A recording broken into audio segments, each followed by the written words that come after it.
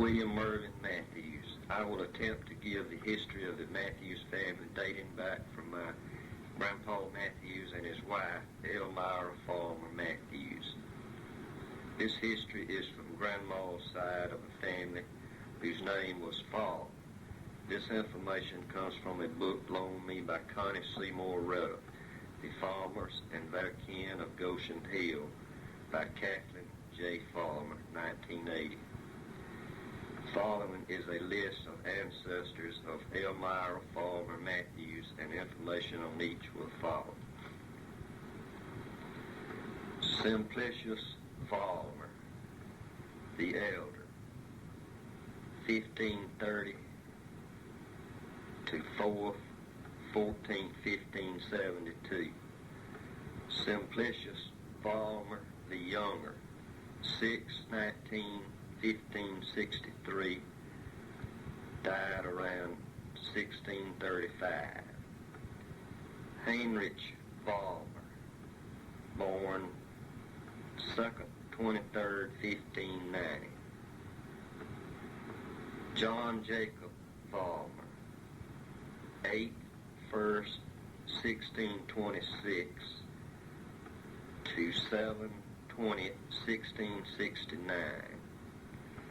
Eberhard Farmer, 1st, 26, 1655 to 9th, 1st, 1726. Eberhard Ludwig Farmer, 8/6, 1697. John Jacob Farmer, January the 31st, 1744. Died sometime in 1798. John Jacob Farmer, Jr., born 1762, died January 23rd, 1839. John Nicholas Farmer, born 1785, died August 19, 1840. George Smith Farmer, born 3rd, 11th, 1827, died 5th, 23rd, 1910.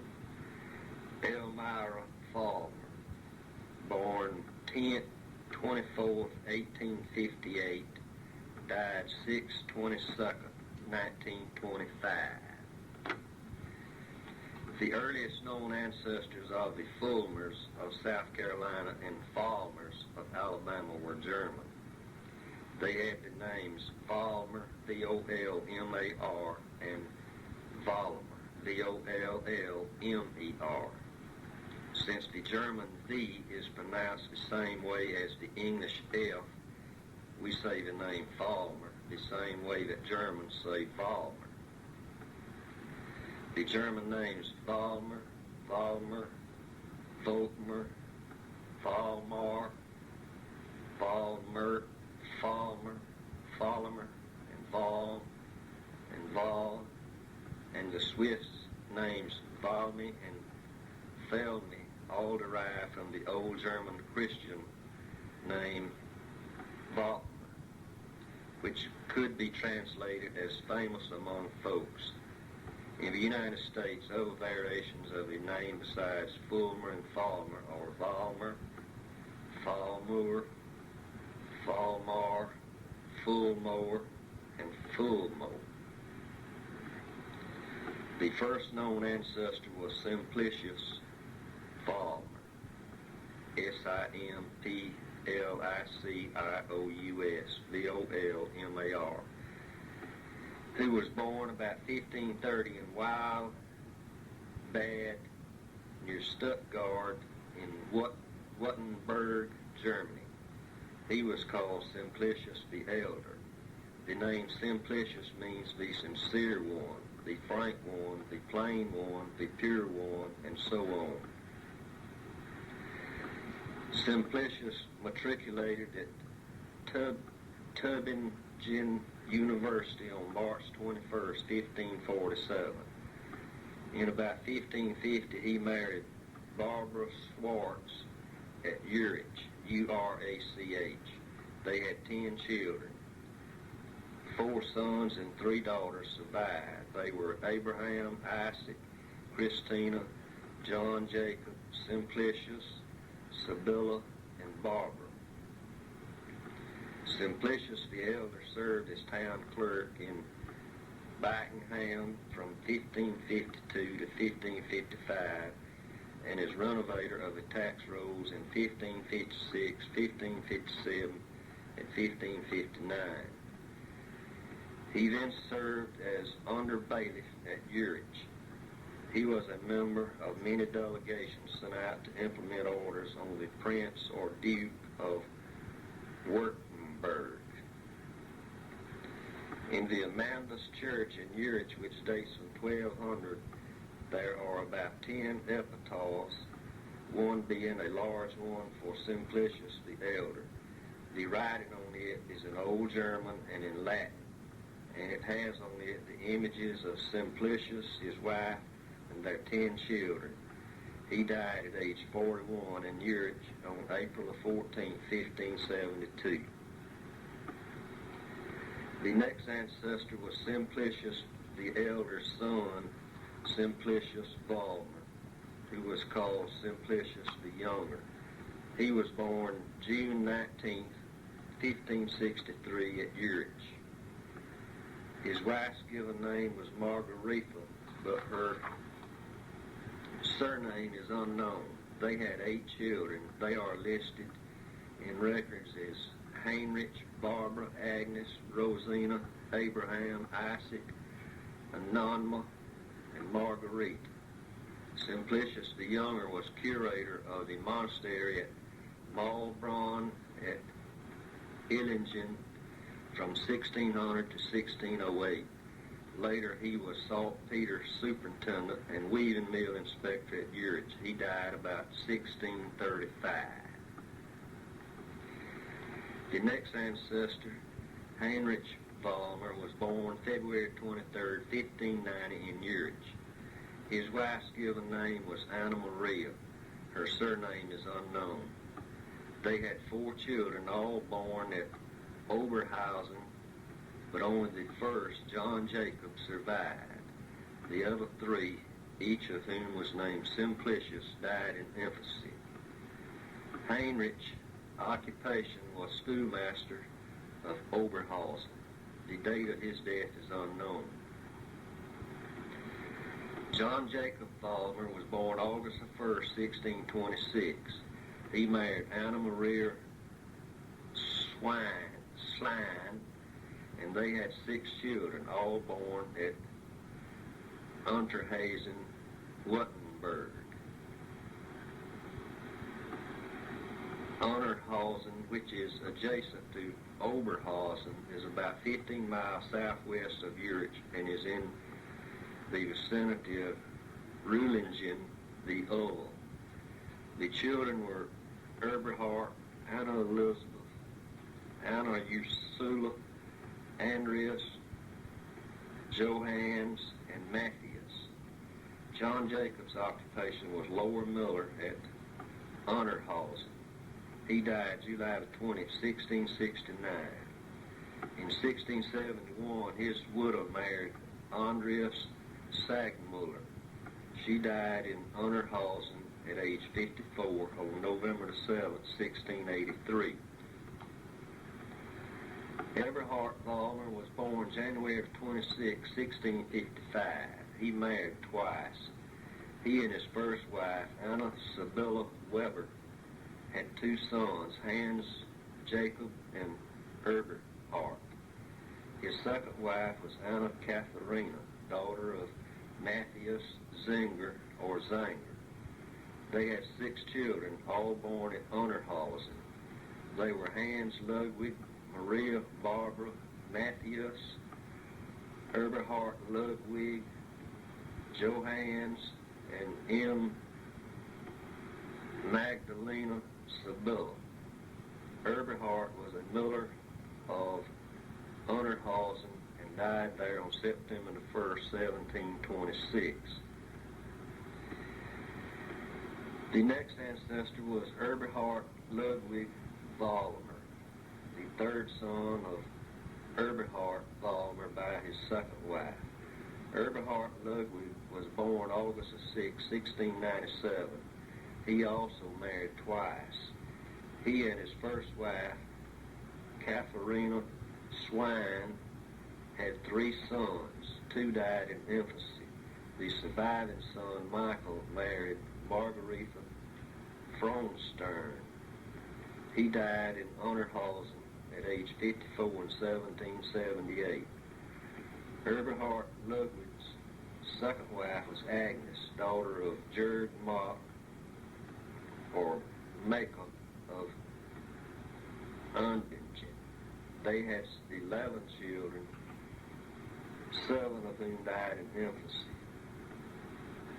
They and their 4 surviving children, Christina, Katharina, Johannes, Anna Maria, and John Jacob, migrated from Rotterdam on April 14, 1752, and arrived in South Carolina on October of that year. At the time Eberhard Ludwig Vollmer and his family came to South Carolina,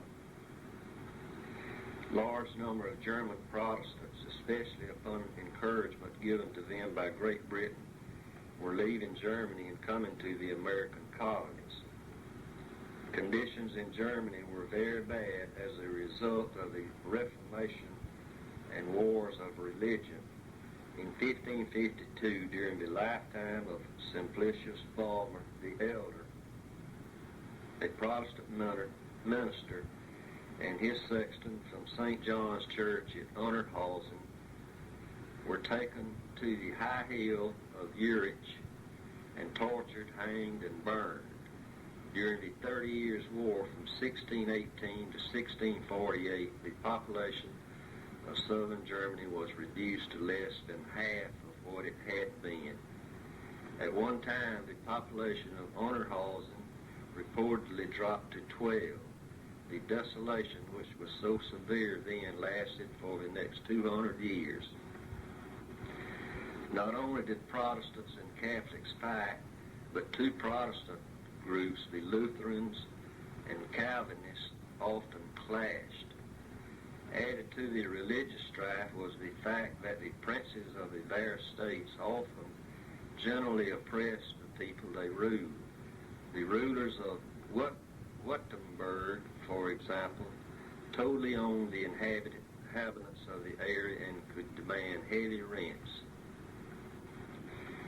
Eberhard Ludwig and his family probably traveled on the River Neckar to Heidelberg and then down the Rhine from Heidelberg to Rotterdam. There, the Rotterdam agents of the English firm of Foster, Conliffe, and Sons of Liverpool took German Protestants on board ship for travel to the American colonies. In 1747, there were already Germans in Saxe-Gotha to the west of present Columbia, South Carolina. And by 1750, there were a dozen German families in the Dutch Fork, an area between the Broad and Saluda rivers to the north of Saxe-Gotha and to the northwest of present Columbia. All of that area being beyond the area of the townships and having hostile Indians to the north and west was back country. In 1752, then, the main immigrants from the German states began. Hundreds of Protestants from the areas of the Rhine, Baden, and Wurtemberg came into South Carolina, many settling in Dutch Fork. That is where Eberhard Ludwig Vollmer and his family settled. It was called the Dutch Fork because in the German language, the word for German is Deutsch. Eberhard's petition for land made in the name Everard Vollmer was recorded on October 30, 1752 in Charleston. In the petition, it was stated that he had shipped himself at Rotterdam on board the Caledonia, Captain Alex Hervey, on the encouragement given to foreign Protestants, and had paid his freight. On January 9, 1755, George II granted to Everard Vollmer, his heirs, and assigns a plantation of land containing 300 acres in Dutch Fork. In 1754, Eberhard and some of his former Oderhausen neighbors established St. John's Church, which was Lutheran, in Dutch Fork. Today, services are still held in St. John's Church in Oderhausen, which, although there have been many changes, it is the same basic church and wall that was there in 1752 when Eberhard left South Carolina. There was also a St. Peter's Lutheran Church in the Dutch Fork. It is assumed that Eberhard Ludwig Vollmer, or Everard Vollmer, died in South Carolina. The date of his death is unknown. The sons of Everhard, John and John Jacob, were 19 and 8, respectively, when they came to South Carolina. John's left a note written in German, which was later found in an old German book. It said, I, Johns Vollmer, was born February 8, 1733 in Unterhausen by the Department of Fullingen in the Duchy of Württemberg. My father was Eberhard Ludwig Vollmer. My mother was named Agnes Niemock. The witnesses of my baptizing were Jacob Hyde and Maria Agnes Herman. On April 14, 1752, we, together with other immigrants, began the voyage to America, where after traveling a long time, we reached South Carolina at the end of October and at once started for the country where we settled in the fort where I am writing the above. On the other side was written, the blessing of God as greeting. I hope these few lines will find you in good health. As for us, we are all, thank God, still well and shall remain so as long as it is God's will. The younger son, John Jacob, was born January 31st, 1744 in Unterhausen. In English, Johns Vollmer's name was usually written John Vollmer, and John Jacob's name was written Jacob Vollmer. It is not known for certain which of these two sons of Eberhard is the ancestor of the Alabama Vollmers, but careful study is available records indicates that the younger son, Jacob, is the ancestor. There is evidence that John served in the militia during the Cherokee War of 1759 to 61, and it is possible that Jacob, although very young at the time, served also. After the Cherokee War, a group called Regulators formed in the backcountry to protect citizens from lawless activities of some of the returning troops. A few members, including John and Jacob, were from the Dutch Fork. In time, however, the activities of the Regulators became questionable, and on February 22nd, 1769, John and Jacob were deprived of their militia commissions for Regulator activities. John, along with 3 other men from the Dutch Fork, was also convicted in the Court of General Sessions in Charleston and fined and sentenced to 3 months in jail. But the men repudiated their Regulator activities and were pardoned on August 9, 1769 by Lieutenant Governor Bull. In the beginning of the conflict between the American colonies and Great Britain, the German settlers in Saxe-Gotha and the Dutch Fork did not sympathize with the colonials. They had received transportation to America and land from the British. Also, since they were in the back country, the hated stamp taxes had no effect on them. They did not get involved until in 1776 the British incited the Cherokees against the colonials. Before the Indians were subdued, hundreds of backcountry settlers had been killed. After that, most of the settlers joined the rebellion forces against England. It is not known for certain whether or not John served in the Revolutionary War, although it is thought that a John Fulmer Jr., who served was his son. Jacob Fulmer served as a lieutenant and later as a captain in Colonel Philemon Waters' regiment in South Carolina militia. According to family tradition, he fought at Camden and Calhoun's. After the war between 1787 and 1789, Jacob purchased 652 acres of land in the Dutch Fork. In 1792, he was named a road commissioner in Lexington County.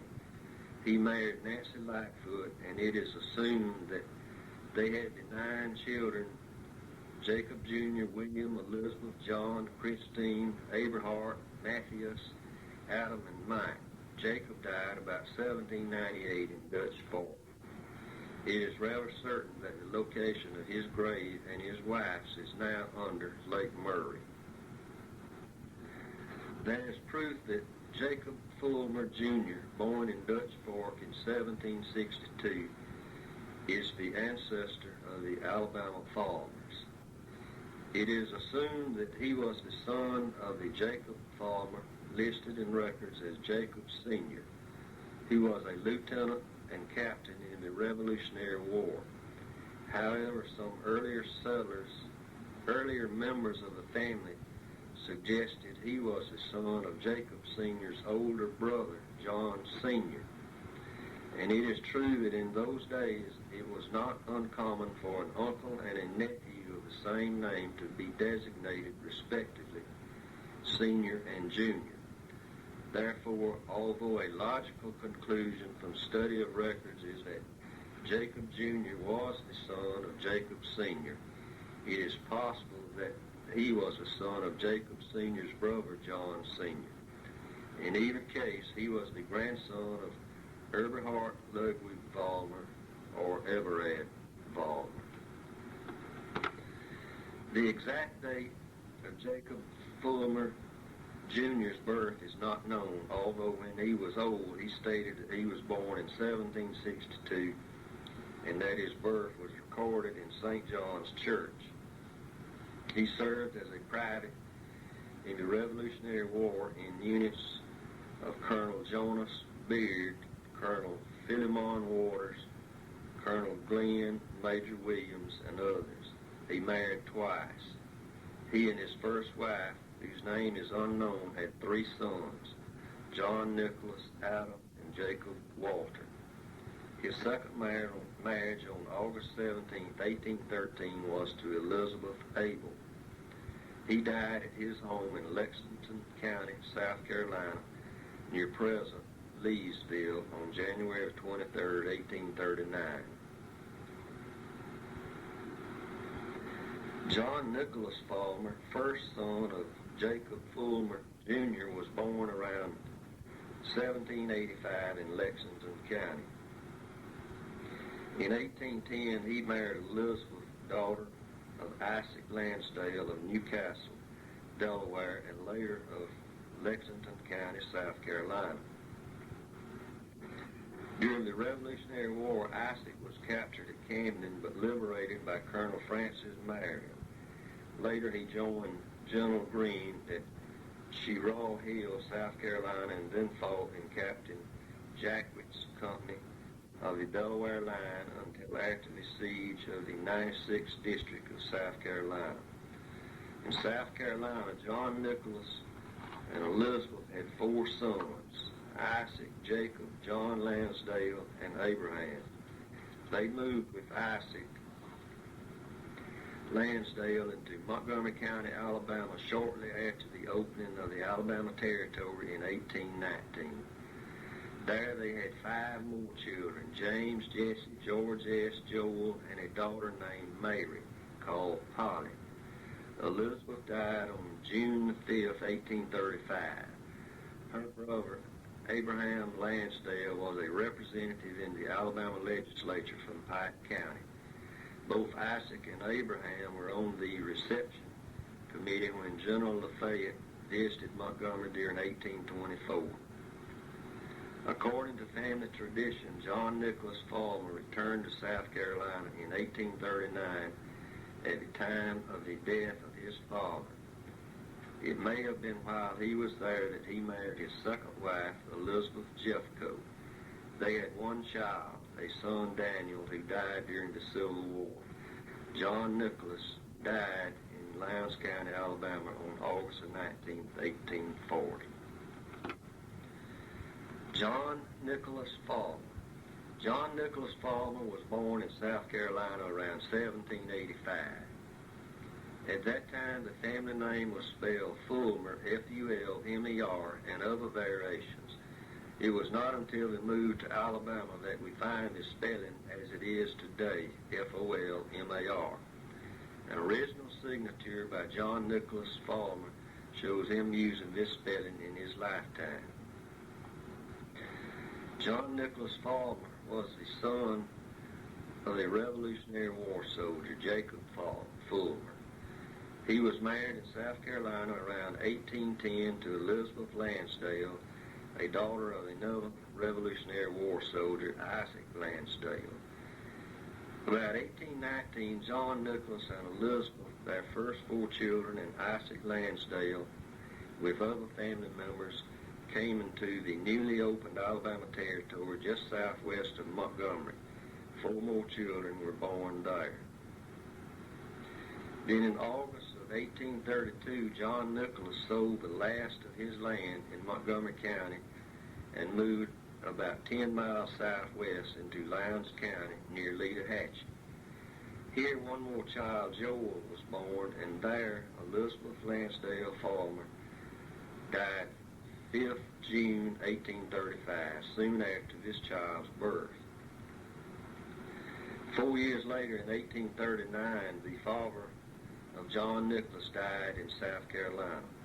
One story is that John Nicholas went to his old home at this time, finding a stepmother and half-brothers and sisters. It is believed that he received no inheritance from his father's estate. It was about this time that John Nicholas married Elizabeth C. Jeffcoat. No record has been found of this marriage in Alabama, and it is believed he married her in South Carolina. One child, Daniel, was born to John Nicholas and Elizabeth C. Jeffcoat Farmer. John Nicholas Farmer died in Lowndes County, 19th of August, 1840. The site of his grave and that of his first wife, Elizabeth Lansdale Farmer, has not been found. The state records show that during his lifetime he made advancements to some of his children. Isaac, Jacob, and Abraham each had received 80 acres of land and a horse. Isaac and Jacob each received a bed. Mary, wife of John McRae, received the same as her older brothers, and John L. was given a horse. These first 3 were the first farmers to move into Pike County. Records show that John Nicholas was in the process of selling his land in Lowndes County at the time of his death, probably intending also to come into Pike County. As the administrator of his father's estate, Isaac was ordered by the court to make deeds to the new owners. Within 10 years after John Nicholas' death, all of his children except John Lansdale Farmer and Mary McRae were living in Pike County.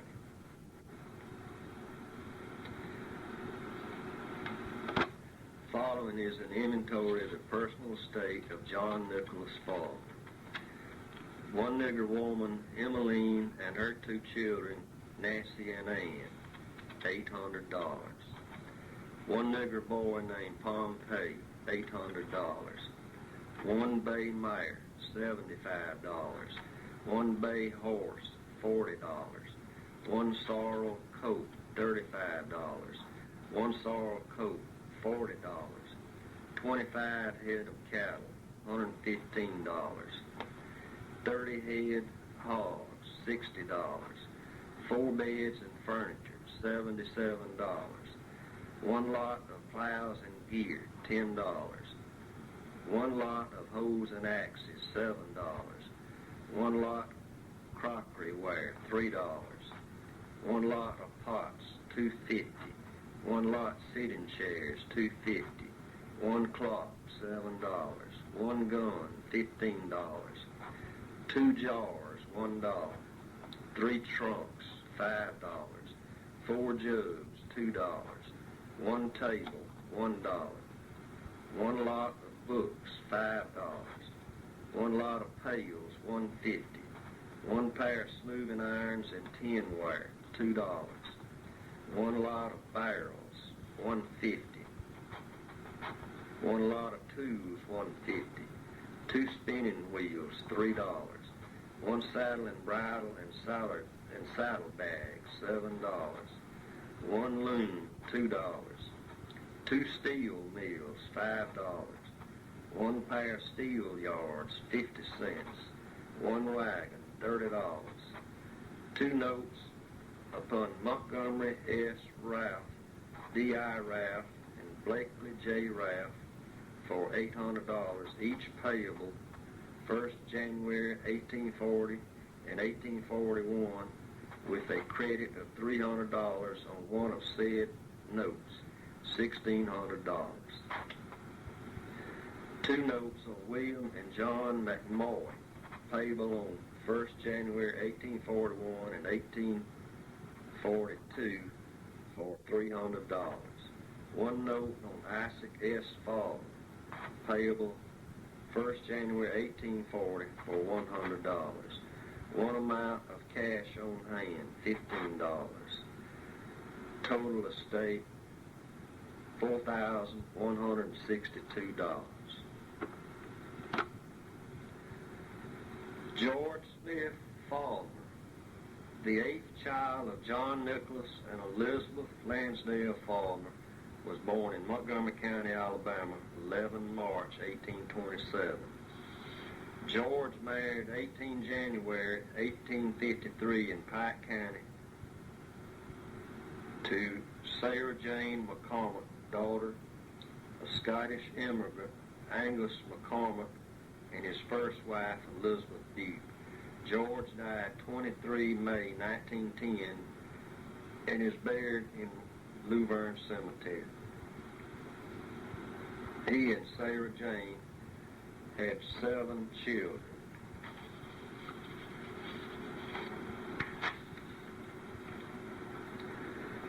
They were Elizabeth Falmer, born in 1854, married David Bird.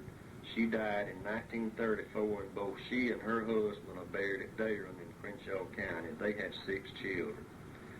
John Angus Falmer, born 3 June 1856, married Susan Amanda Bozeman in 1877, and they were parents of 9 children. John Angus died 28 June 1930 in Rayland, Alabama. He is buried at Perdido, Alabama. Elmira Falmer, born 24 October 1858, married Orrin Mathews in 1876. They lived in Crenshaw County and had 6 children. She died 22 June 1925 and is buried at Dayron. Matilda Falmer, born 11 June 1861, married Samuel Jefferson Golden in 1882. Their home was in Crenshaw County. They had 6 children. Matilda died 11 April 1948. She is buried at Dayron. Joel Smith Falmer, born 24 March 1864, married in 1890 to Pearl Shirley. Joel died 4 September 1940 and is buried at Dayron. He and Pearl had 5 children. Mary M. Fall, born 16 February 1867, married James O. Shirley. Mary died 29 April 1903 and is buried at Dayron. She left a month-old baby girl. She and Mrs. Buna Shirley McLeod of Pike County. Martha Virginia Farmer, born 10 September 1870, married Robert Lee Jordan. She died 22 February 1912 at Midland City, Alabama, and is buried there. Martha Virginia and Lee had 6 children. Elmira Farmer and Orrin Mathews were my grandma and grandpa. They had 6 children and 32 grandchildren.